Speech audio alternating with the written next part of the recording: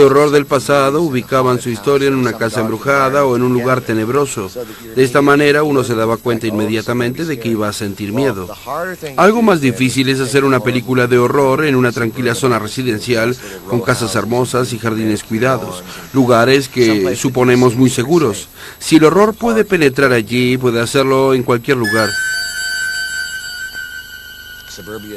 Antes se suponía que los suburbios y la casa propia eran lugares seguros, eran santuarios. Ahora, quizás porque las circunstancias están fuera de nuestro control, no hay santuarios. Y creo que esto es lo que piensa el público. El hecho es que si un realizador juega con este sentimiento, puede crear miedo, mucho miedo.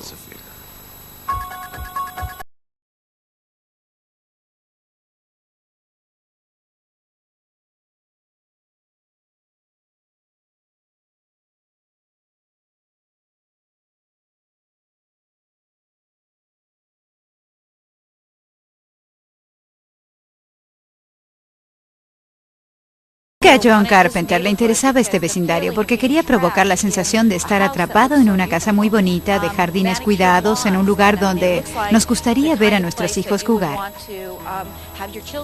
La idea de que había algo acechando detrás de estos muros y detrás de estos árboles provocaba mucho miedo y a la vez una especie de claustrofobia. Esas casas una frente a la otra creaban una sensación de que algo realmente andaba muy mal.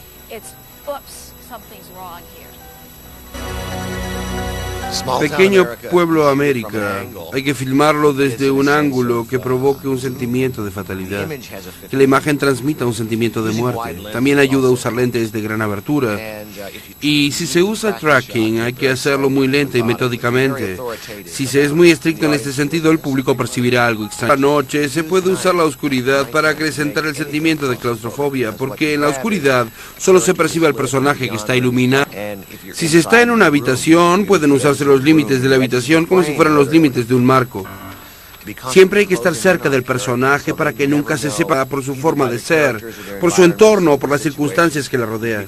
Podemos estar atrapados en un automóvil, conducir a través de espacios gigantes y sentirnos atrapados dentro de él o en una casa.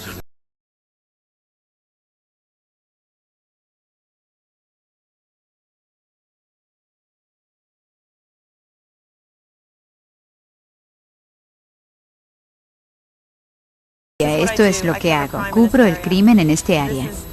Esta es una de las mejores áreas que usted pueda hallar, pero usted se sorprendería de saber las cosas que pasan por aquí. Allí donde funcionaba la funeraria Lamb, fue donde atraparon a esos tipos que vendían cerebros, corazones y pulmones humanos a una firma de suministros médicos.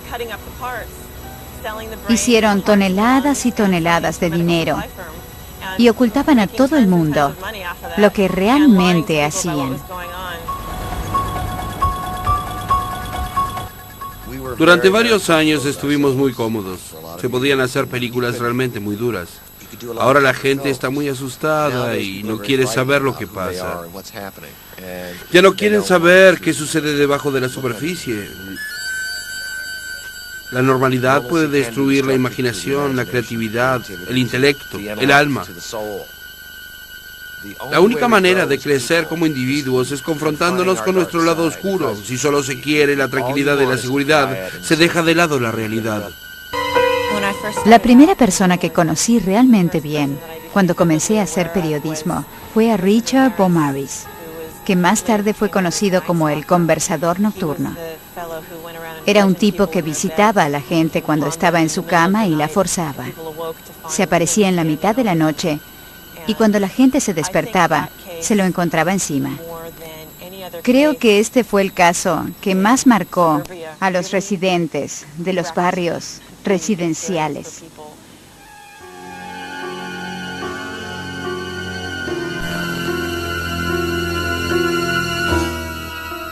Hubo un caso famoso en Nueva York. Una mujer fue asesinada delante de todo el mundo sin que nadie le ayudara. Creo que su nombre era Kitty Genovese. Cuando ella empezó a gritar, todos cerraron sus ventanas. En general, hay una apatía generalizada en todo el país, no tan fuerte como en el 78, cuando hice Halloween, pero casi. Por eso cuando corres y gritas pidiendo ayuda, la gente te evita porque no quiere verse implicada. Realmente es terrible.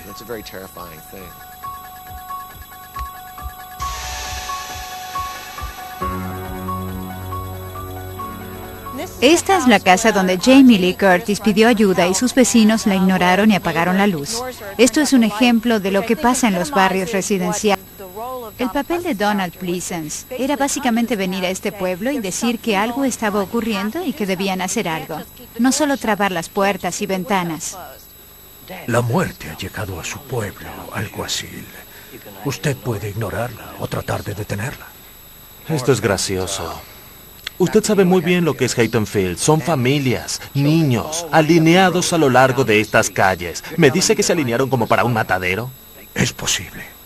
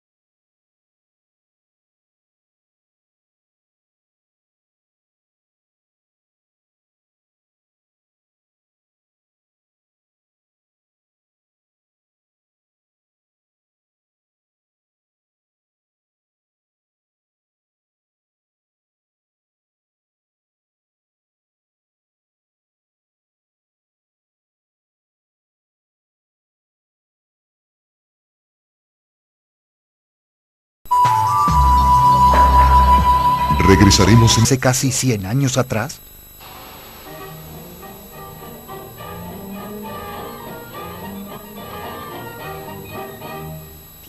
Pigalle es un barrio sórdido de París.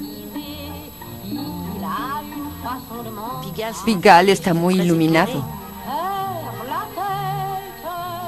Cuando usted llega a la calle Chaptal, está a oscuras.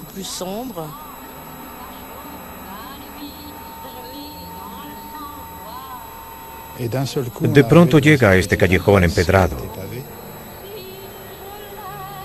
Un callejón misterioso.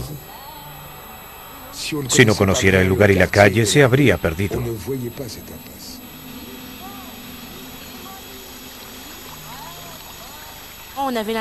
Parecía como si la vida de París se hubiera quedado muy atrás.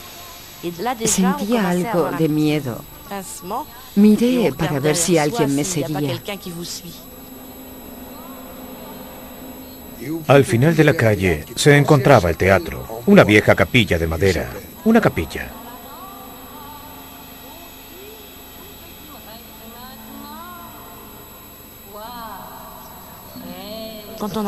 Adentro había una cierta atmósfera y olor.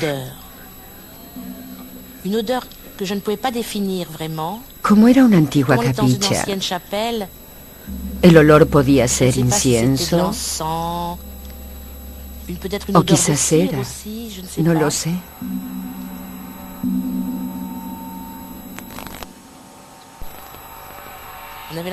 Era como zambullirse dentro de una tumba.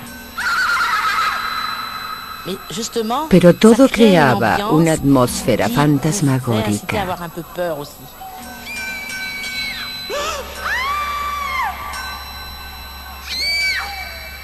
Yo era un joven actor en este teatro. Estaba embrujado por su atmósfera. Era como si el fervor religioso trajera adoraciones del diablo al Gran Guignol.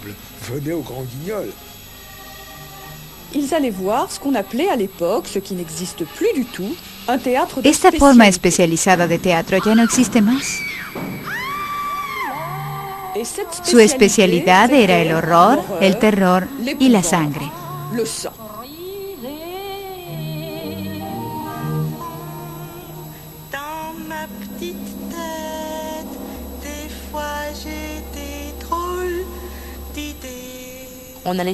Toda mi familia estaba allí.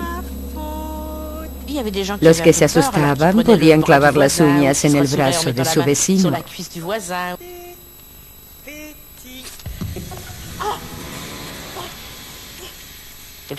Grité, Dios mío, ¿qué está pasando?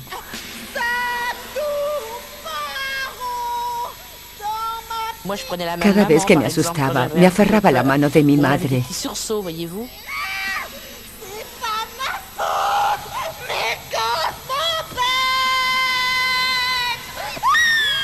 Cuando llegué a casa, miré por debajo de la cama para constatar que no hubiese nadie allí.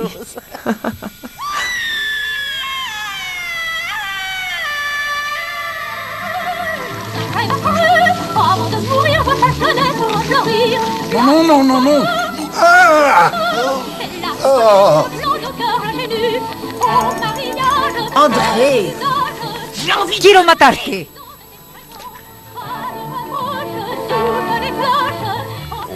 A menudo los ojos se me salían de las órbitas.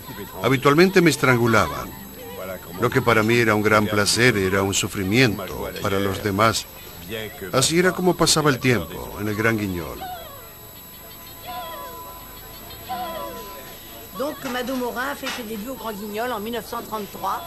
Yo trabajé en el Gran Guignol desde 1933 y fue como si un cuento se hiciese realidad. Fue el momento más feliz de mi vida porque empecé allí.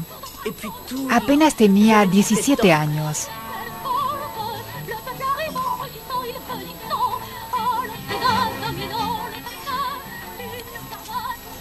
¿Qué estás comiendo? Un stick tartar. Carne cruda, perfecto para el Gran Guignol. Como trabajábamos con sangre, aunque fuese falsa, nos ensuciábamos muchísimo. Nuestra ayudante de camarín protestaba enojada. ¿Qué pila de ropa tengo para lavar? Rezongaba todo el tiempo por eso.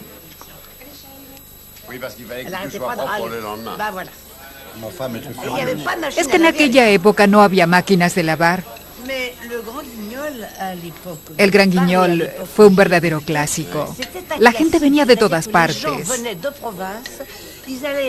Existía la ópera, la comedia francesa y además el Gran Guignol. Definitivamente es uno de los monumentos de la cultura francesa.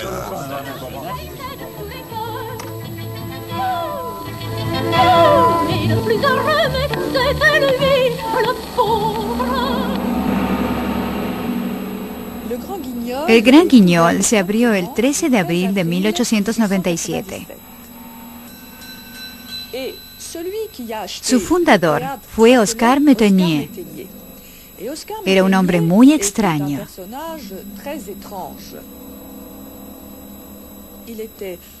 Fue secretario de un inspector de policía. Una de sus obligaciones era acompañar a los condenados a la muerte.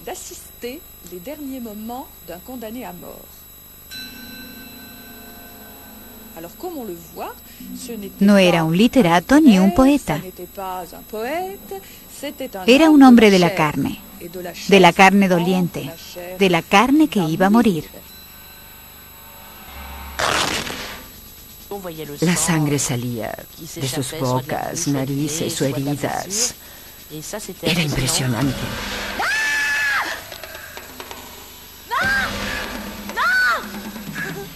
El director del teatro siempre pedía más sangre.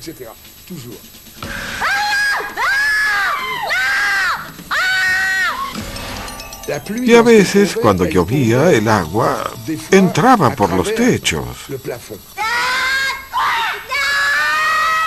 Y el público creía que llovía sangre.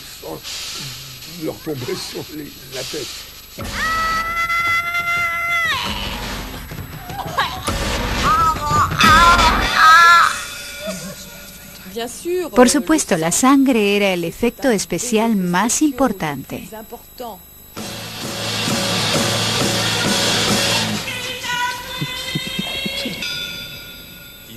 En esta mano teníamos una jeringa de goma, como esta, llena de cochinilla.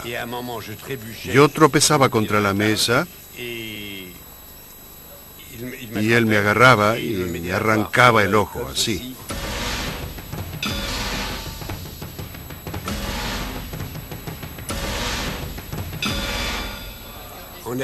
Apretando, la sangre empezaba a salir.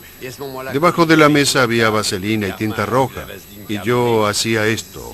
Me ponía la mezcla en la cara para dar la impresión de que mi ojo estaba colgando fuera de su órbita.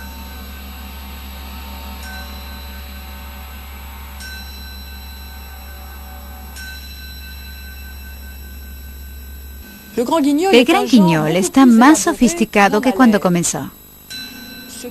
Su originalidad es que no había monstruos. No exploraba antiguos miedos. Exploraba los miedos actuales.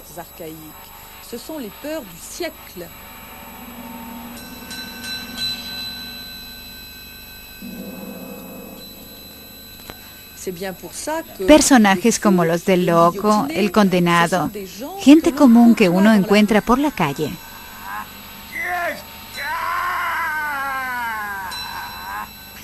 Gente aparentemente normal que se sale de sus carriles. Había una escena que era horrible. Un hombre no puede hablar, se está ahogando. Cuando lo agarro, se ve que le han arrancado los ojos, la sangre chorreando. Horrible.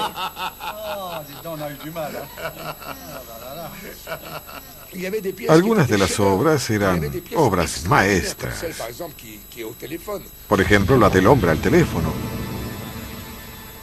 Él está hablando con su mujer.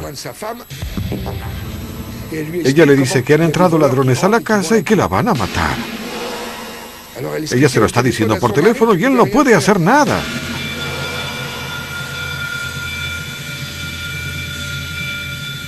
Y así fue como el teléfono empezó a utilizarse para el horror. Objetos tan reales, tan cotidianos,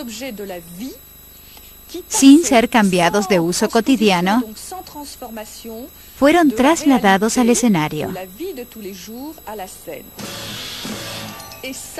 Y este fue un escándalo en su momento.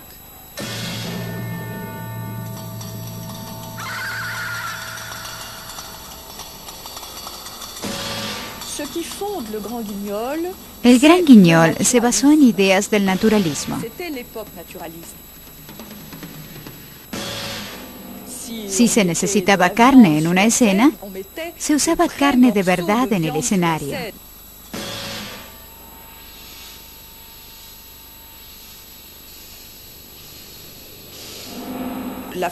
El hecho es que el Gran Guignol era muy frecuentado por los nazis, y esto contribuyó a su caída, sin duda.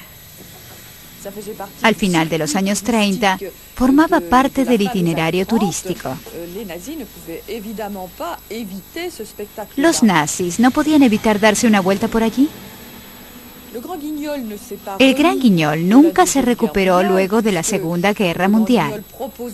Adquirió la fama de mostrar el peor tipo de horror. Pero la guerra en sí misma fue una demostración del peor horror.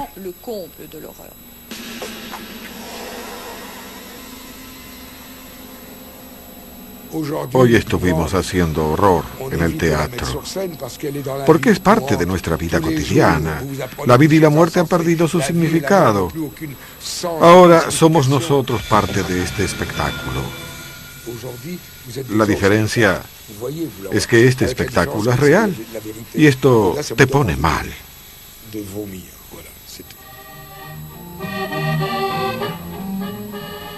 ¿Sabes? Somos 3 y nunca nos matamos entre nosotros. Precisamente, aún tenemos un largo rato por delante. Pero me estoy volviendo vieja. Eso es posible, pero todavía tenemos tiempo de hacer alguna maldad, de hacer el gran guiñol.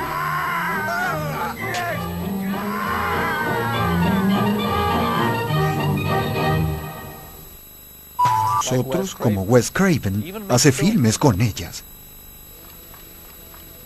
Una de las cosas más interesantes con que me he tropezado fue con un artículo del periódico sobre jóvenes que habían agonizado durante la noche después de haber tenido una terrible pesadilla. No cualquier pesadilla, sino una pesadilla, como le han contado posteriormente a sus familias, completamente diferente a cualquier otra en su vida. El ejemplo más extraordinario fue el de un joven que tuvo tal pesadilla que le dijo a su familia que había decidido mantenerse despierto el mayor tiempo posible porque estaba convencido de que si se dormía nuevamente se moría. Y así ocurrió. Esta historia me pareció tan dramática que imaginé una situación donde alguien es atacado durante el sueño. Esto se convirtió en la saga de Freddy Krueger, que generó 6 secuelas y $1 millón para mí, $1 billón para la industria del cine y un par de artículos interesantes en el periódico. Desde la Segunda Guerra, Japón ha puesto su fe en la tecnología, pero a veces la tecnología toma vida propia. El realizador japonés Shinya Tsukamoto hace películas sobre hombres que se transforman en máquinas. El héroe de su película, Tetsuo, o el hombre de acero, en parte es un insecto guerrero y en parte un entrenador asesino.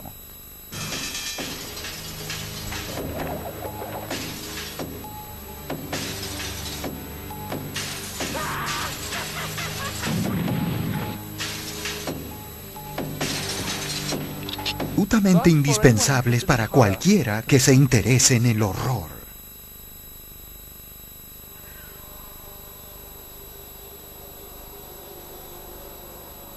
La monstruosa ciudad de Ria, construida por los horrorosos fantasmas que surgieron de las oscuras estrellas en tiempos inmemoriales, millones de años antes de que comenzara la historia, es la morada del gran Cthulhu y sus hordas. Escondidos en cuevas verdes y repugnantes, emanan pensamientos que difunden el miedo en los sueños del sensitivo. Howard Phillips Lovecraft está considerado como el escritor de cuentos de terror más importante de América desde Edgar Allan Poe. El corazón de su obra es una extraordinaria mitología. El gran Cthulhu y sus dioses mayores y sus poderes son tan abominables que su sola visión enloquece a los hombres. El director y productor Brian Yuzna vino a Providence, ciudad natal de Lovecraft, en Rhode Island, intentando conocer más sobre este extraño escritor. Como realizador cinematográfico he recurrido muchas veces a Lovecraft en busca de inspiración. Y cuando lees a Lovecraft, te desafiaría a que me cuentes exactamente de qué se trata la historia. Es muy evasivo, pero los sentimientos de espanto y horror están siempre allí, muy palpables. No hay muerto que puede yacer eternamente, y en extraños eones aún la muerte puede morir. En su casa de Ria, Cthulhu muerto espera soñando. Ten cuidado de evocar aquello que no puedas reprimir. Ten siempre listas las palabras para el entierro de los muertos.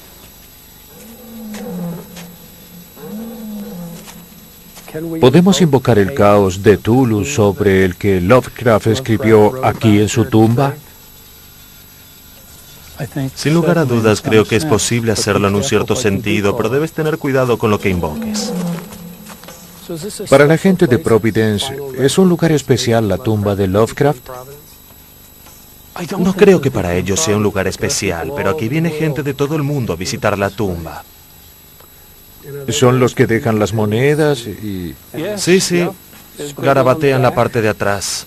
Sí, estos centavos van a desaparecer y otros ocuparán su lugar. ¿Tienes algún parentesco con él? Por supuesto, todos provenimos de la misma familia. Estás hablando de gente que vive aquí desde hace 300 años. Probablemente todos en Providence leyeron sus cuentos, pero no van a hablar mucho de eso. Él es en cierto sentido casi una vergüenza social. La gente pensaba que él se ocupaba de tonterías, evocando cosas esotéricas. No, de ninguna manera. Solamente pensaban que era un loco. Providence y yo somos una misma cosa. Juntos, indisolublemente, permanecemos como una unidad a través de los tiempos. Siempre he sabido que soy un forastero, un extraño en este siglo, y entre aquellos que todavía son hombres. Nunca pude adaptarme a las cosas nuevas, porque yo vi la primera luz en una vieja ciudad. Inclusive 50 años después, vivir en la calle Benefit en el barrio de Lovecraft hace que uno sienta que sus historias adquieren otra dimensión, que Providence misma asume otro aspecto. Sus cuentos se inspiraron en esta ciudad. Él era un hombre singular con aversiones obsesivas que incluían las bebidas alcohólicas, el pescado, los perros y el cine. En mi juventud me acerqué a la obra Lovecraft por otra gente que lo conocía, pero era bastante marginal. No se lo consideraba un escritor respetable, aunque en su género estaba considerado como uno de los mejores. Él fue un chico de pueblo que ganó reputación, un chico peculiar que ganó reputación, pero con todo un chico de pueblo. ¿Y frecuentaba esta biblioteca? Sí. Me imagino que para Lovecraft este era un lugar algo especial por su conexión con Edgar Allan Poe. Exactamente, Edgar Allan Poe concurrió a esta biblioteca en varias ocasiones. Creo que para Lovecraft una de las atracciones era justamente que Poe había estado aquí y que de alguna manera su espíritu aún persistía. ¿Tiene libros de él aquí? Mire en la L, a la vuelta. Los tres hombres corrieron a través del hall hacia la pequeña biblioteca genealógica de donde provenía el tenue plañido. La cosa que yacía doblada sobre su costado en una pila fétida, llena de una cerosidad viscosa y alquitranada color amarillo verdosa. Medía casi 9 pies de alto. No estaba totalmente muerta, pero se crispaba, silenciosamente con espasmos, mientras su pecho jadeaba en monstruosa armonía con el silbido del chotacabras expectante que estaba afuera. A Lovecraft le habría encantado ver esto lleno de sus libros. Estas son algunas de las primeras ediciones. Los originales de las primeras ediciones de Arkham House, como puede ver, han sido leídos. Se parece un poco a Woody Allen en esta foto. Sí, así es. Los padres de Lovecraft murieron en un asilo de alienados. Su padre murió cuando él tenía 8 años y su madre cuando tenía 32. Inmediatamente después de la muerte de su madre, Lovecraft escribió Más allá de la pared del sueño. Allí él es un psiquiatra de un asilo de dementes y encuentra a un hombre degenerado. Este es el término que utiliza, con el que se comunica mediante una máquina especial que adosa a su cabeza, descubriendo dentro de este hombre un alma noble procedente de las lejanías del universo que lucha por causas justas. Está hablando de su padre y de lo que Lovecraft desea para él. Su padre murió de sífilis. En realidad murió loco cuando Lovecraft tenía 8 años. Su padre desvariaba, estaba paralítico y se babeaba. Lo que Lovecraft trata de decir en este libro es que su padre no fue un paciente degenerado, sino un ser noble, y que él desea volverlo a ver. De eso se trata la historia. ¿Y su madre también murió demente? Sí, ella también. Empezó a tener alucinaciones y murió en el mismo hospital unos 20 años después. Y creo que Lovecraft siempre tuvo temor de padecer la misma enfermedad que llevó a sus padres a la locura. ¿Cómo fue su crianza? Nunca pasó una noche fuera de su casa hasta los 32 años. Su madre revoloteaba alrededor suyo e idolatraba a su único hijo, aunque también le dijo que era feo y que lo crió como una niña hasta cerca de los 6 años. Lo vestía con vestidos de niña. Creció con una identidad inestable. Y nunca incluyó mujeres en sus historias. Hay mujeres que son violadas por demonios del espacio exterior y dan a luz monstruos. Las mujeres son descritas uniformemente como personajes traicioneros, dominadores y peligrosos. ¿De dónde cree que sacó sus ideas? Sabemos que a la mayoría las sacó de sus sueños. Fue un escritor de cartas prodigioso y un gran documentalista. Describió en detalle sus pintorescos sueños, complejos y vívidos, y nutrió sus historias con ese material onírico.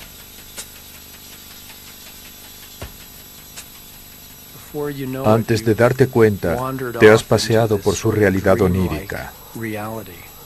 Lo que es realmente interesante es que muchas de sus historias tratan del más allá.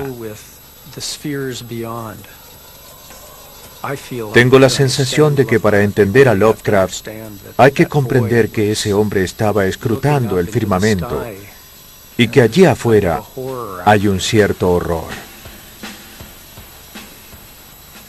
Así que este es el mismo telescopio que estaba aquí cuando Lovecraft... Sí. ¿Es el mismo? Sí, hizo muchas observaciones aquí, escribió artículos para los diarios de Providence. Así pues, fue algo así como un astrónomo aficionado. Sí, quería llegar a ser un profesional, pero no pasó su examen de álgebra. Así que una vez que fracasó en álgebra, todo terminó. ¿Alguna vez notó la presencia de su espíritu por aquí? No, últimamente no noté su presencia. Fuera de la tierra, cubierta de hongos, una etérea luz cadavérica, amarilla y enfermiza, que burbujeaba y flameaba a alturas gigantescas, con contornos indefinidos. Se elevaba mitad humana y mitad monstruo.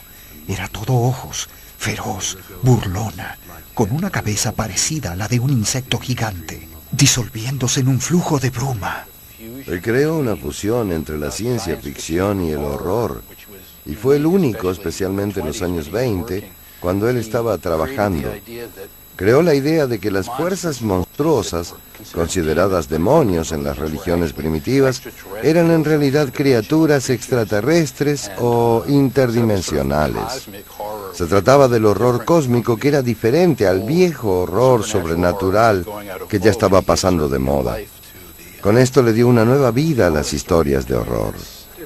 Sí, pero parece que hay una buena cantidad de gente que se lo toma en serio y que siente que sus historias aluden a un mundo real.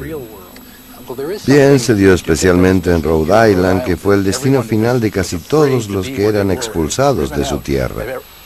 En tiempos coloniales, muchas colonias de puritanos terminaron en Rhode Island, que en aquellos tiempos se llamaba Rogues Island. Entonces su idea es que en aquellos tiempos, Rhode Island y Providence en particular, era el lugar donde se refugiaban todos los que eran perseguidos en el resto de América. Sí, pero quizás solo algunos merecieron ser perseguidos, y esto es lo que hizo el lugar interesante en términos de atmósfera de horror. De modo que, ¿cuál era el horror final que estaba detrás de sus historias? Desde su punto de vista, la creencia de que el universo tenía su centro en el hombre, y que el ser humano tenía un lugar o un significado válidos en sí mismo, era absurda. Para él, el mundo era un caos gigantesco, un sinsentido, una locura, y nosotros una partícula insignificante.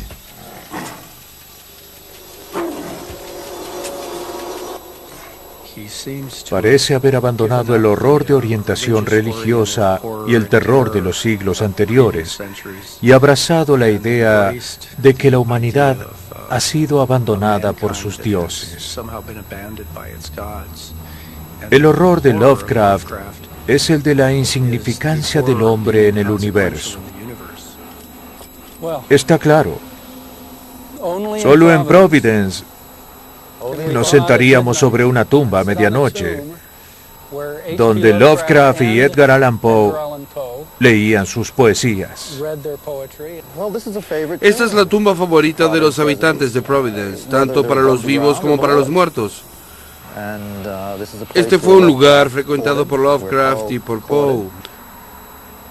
Lovecraft estaba fascinado con la idea de que la calle Benefit atravesara lo que alguna vez fue un cementerio y que al cambiar de lugar hubieran dejado algunos cuerpos olvidados en sus tumbas subterráneas. Ese es el origen de uno de sus cuentos más famosos, La Casa Esquiva, donde uno de los cuerpos olvidados en el cementerio finalmente se traslada solo. Y la Casa Esquiva está justo en esta calle. Justo sobre esa calle.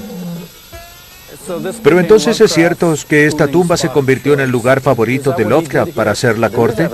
Hay evidencias de que trajo aquí a su única novia, Sonia Green, y que le enseñó su lugar favorito. ¿Y cómo le hacía la corte a su novia en las tumbas? Quizás le hablaría de la vida de Poe y le leería uno de sus poemas.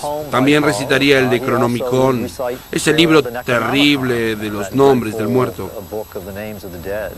Se nos había advertido que no tratáramos estos temas, que nos podía suceder algo malo.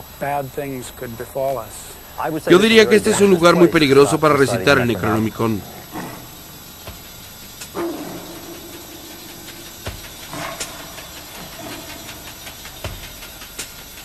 Buenas noches, señor Yuzna.